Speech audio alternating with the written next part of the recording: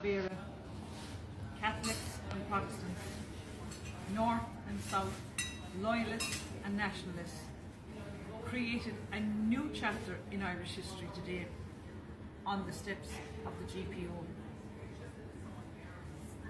We were united for once.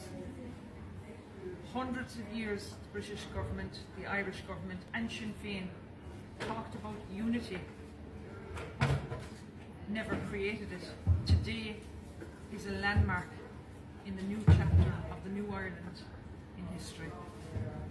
People from the 32 counties of Ireland came together with one cause and one purpose to unite. We both agree that Islam has no place in Irish society. We both agree that we have to stop these unvetted male migrants coming into our country. Initially, when I organised this protest, I knew quite confidently I had the backing of 100 people to come into the Dáil today to dissolve the Dáil. But never in my wildest dreams did I think 1,000 people would show up on a Tuesday to come in solidarity as patriots of Éire who were disillusioned by this Irish cobbled together government.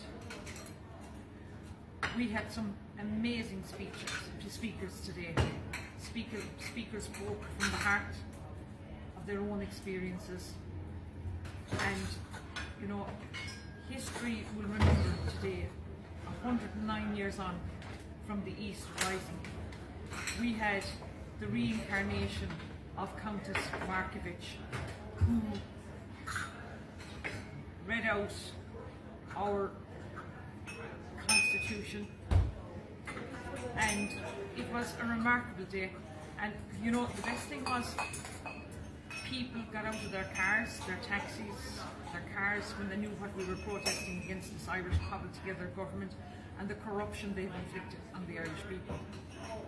We marched all the way up O'Connell Street, around the Rotunda Hospital and down again O'Connell Street and on to Kildare Street to Leinster House. You know, people were very angry at this government.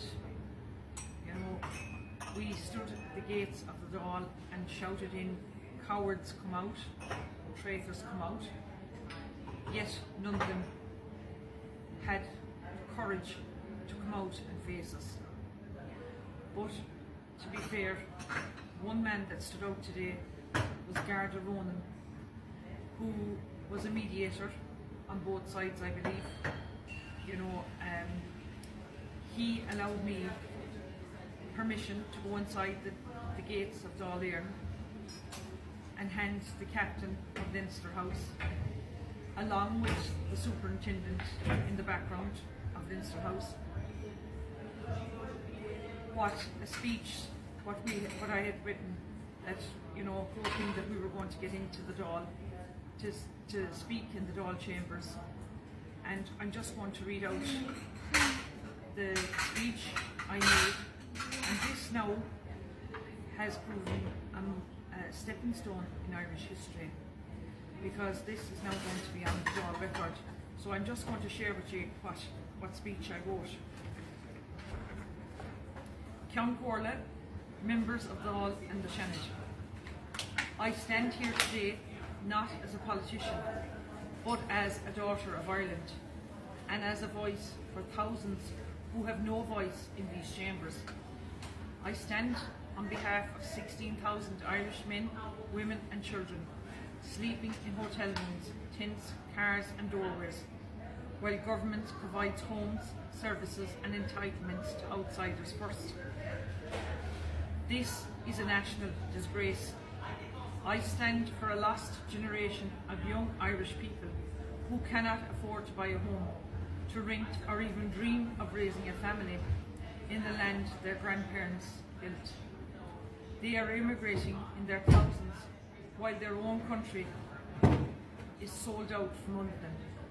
I stand for children with disabilities who are awaiting months and years for basic therapies, while billions are spent on vanity projects and international commitments.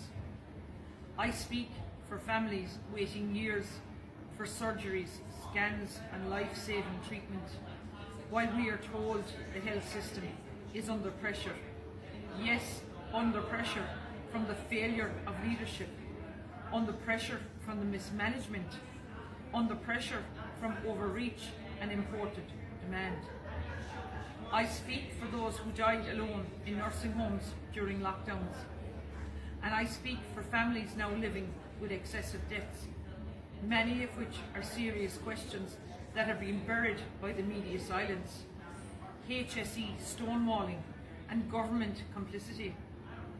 We are here to call out what no one in this chamber will dare say, that there is a COVID vaccine cover-up in this country, that there are over 10,000 abortions a year in a nation that once cherished life, that our constitution is being ignored, twisted and replaced by policies dictated not by the Irish people but by the global forces we have never elected, that the 2024 general elections were rigged and our movement has legal proceedings in the High Court to prove it, that Ireland is no longer government, it is managed in betrayal of the Republic proclaimed on Easter week 1916. Let me be clear, the Irish government was established by the Irish people and it can only be disestablished by the Irish people. What we demand is not a rebellion, it's restoration. Restoration of truth, restoration of faith, restoration of Irish sovereignty for the Irish people first. Today, on July the 8th, 2025, we declare that the Dáil no longer holds the confidence of the people. You have failed in your most sacred duty to serve your people. You locked us out, you laughed at us, you labelled us, you silenced us. But today we are here, inside this house, not because of your permission, but because of our right. We are invoking Bunrach Nahéirn, not to destroy the nation, but to rebuild it.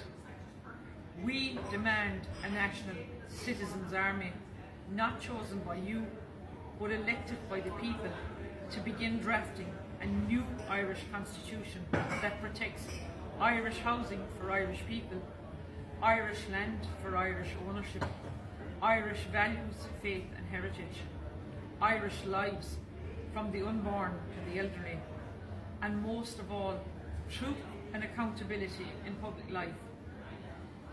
Let this day be remembered in history, the day when Irish people, north and south, Protestant, Catholics, Loyalists, Nationalists, returned to their parliament and reminded those in power that they are not the masters, but the servants. And if you ignore this cry, let it echo louder still. This is not the end. This is just the beginning of a new Ireland, an Ireland reborn, the image of her people, by the will of God and by the consent of the governor, no longer given. Gurav Míle Maithidh, Chucky our law, and that day is today.